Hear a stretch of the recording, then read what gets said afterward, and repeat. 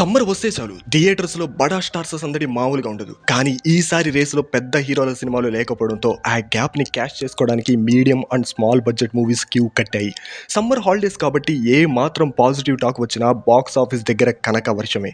అయితే రాబోయే మే నెల ఓ ముగ్గురు సెలబ్రిటీస్ కెరీర్ కి మాత్రం అత్యంత కీలకంగా మారబోతుంది. నెంబర్ 1 నిఖిల్. కార్తికేయ 2 లాంటి పాన్ ఇండియా హిట్ తర్వాత నిఖిల్ గ్రాఫ్ సడన్ గా డ్రాప్ అయిపోయింది. ఆ తర్వాత వచ్చిన స్పై అండ్ అప్పుడో ఇప్పుడో ఎప్పుడో లాంటి మూవీస్ బాక్స్ ఆఫీస్ దగ్గర బోల్తా కొట్టాయి.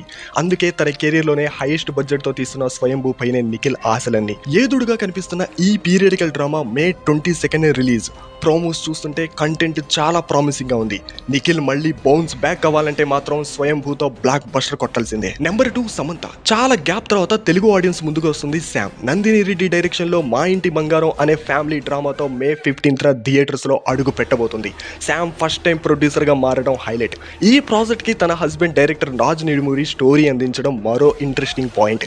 ఎలాగైనా ఈ మూవీతో హిట్ కొట్టి తన స్టామినా ఏంటో ఇంకోసారి ప్రూవ్ చేయాలని శామ్ కాన్ఫిడెంట్ గా ఉంది. నెంబర్ 3 తరుణ్ భాస్కర్. డైరెక్టర్ గా తనకంటూ ఓ స్పెషల్ మార్క్ ని క్రియేట్ చేసుకున్న తరుణ్ భాస్కర్ హీరోగా సక్సెస్ ట్రాక్ ఎక్కాలని ట్రై చేస్తున్నాడు. రీసెంట్ గా చేసిన అటెంప్ట్స్ అన్ని పెద్దగా వర్కౌట్ అవ్వలేదు. ఇప్పుడు గాయపడ్డ సింహం మూవీతో మే 1st తన లక్ ని చెక్ చేసుకోబోతున్నాడు. ఈ మూవీపై ఇండస్ట్రీ సర్కిల్లో పాజిటివ్ బజ్ నడుస్తుంది.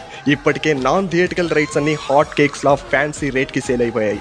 ఈ మూవీతో హిట్ కొట్టి హీరోగా తనను తాను ప్రూవ్ చేసుకోవాలని కాన్ఫిడెంట్ గా ఉన్నాడు తరుణ్. మరి ఈ ముగ్గురు ఈ సమ్మర్ లో సాలిడ్ హిట్ కొడతారా? మీ ఒపీనియన్ ఏంటి? ఈ 3 మూవీస్ లో ఏ మూవీకి ఫస్ట్ ప్రిఫరెన్స్ ఇస్తారో కామెంట్ చేయండి.